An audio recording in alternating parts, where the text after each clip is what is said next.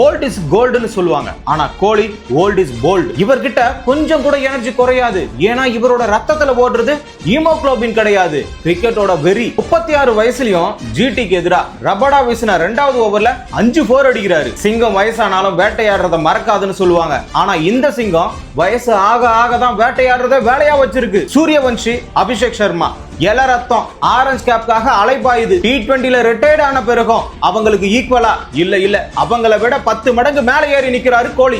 Orange கேப்காக 5-6 பேர் நின்னாலும் கோலியோட எனர்ஜிக்கு முன்னாடி எவனாலையும் நிக்க முடியல. ரபடா வீசின ஃபர்ஸ்ட் பால்ல ஃபுல் ஷாட்ல 4 அடிச்சாரு. லென்த் பால்ல மிட் ஆஃப்ல தூக்கி 2வது 4 அடிச்சாரு. Third ball, fourth ball back of length delivery, late cut, third மேன்ல ஸ்கொயர் கட்னு 2 4 அடிச்சாரு. கடைசியா எக்ஸ்ட்ரா கவர்ல தூக்கி ஒரு 4 அடிச்சு குஜராத் டீமுக்கு எச்சரிக்கை கொடுத்தாரு. இந்த 5 4ம் பிட்வீன் இந்த விக்கெட்ல ஓடுற ரன்னிங்கும் பவுண்டரி லைன்ல அடிக்கிற டைவிங்கும் இதே ஃபார்ம்ல இதே எனர்ஜியோட இருப்பன்றதுக்கான ஆட்டத்தை ஆடி காட்டுறாரு. இன்னைக்கு கோலி அடிச்சது சாதாரணமான 4 கிடையாது, சாதாரணமான ரன் கிடையாது. வளர்ந்து வர கிரிக்கெட் வீரர்களுக்கு டெக்னிக் மாறாம, கிளாஸ் குறையாம ஒரு வேர்ல்டு கிளாஸ் பவுலரை எப்படி டாமினேட் பண்ணணும்னு கோலி எடுத்த பாடம். நரைச்சு போன முடி கூட இவரோட தலையை தொடல. ஆனா நரம்புக்கு வயசாயிடுச்சுன்னு வதந்தி கிளப்புறாங்க. அதை வச்சு காலம் இவரை ஓரங்கட்ட நினைக்குது.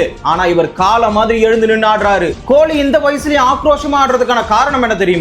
வெளிச்சத்துக்காக எப்பவுமே அமைதியாலாம் போராடக்கூடாது. வெளிச்சத்துக்கே அமைதியா போராடக்கூடாதுன்னா வெளிச்சம் இல்லாதப்போ இருட்டுல எவ்வளவு வேகமா போராடணும். அதாவது வயசு ஏறுது, காலம் முடிய போகுது, இதெல்லாம் வச்சு நாம ஓரம் ஒதுங்கிடலாம்னு நினைக்க கூடாது. அப்பதான் உக்கரமா ஆடணும். அதுதான் கோலியோட ரூட்டு.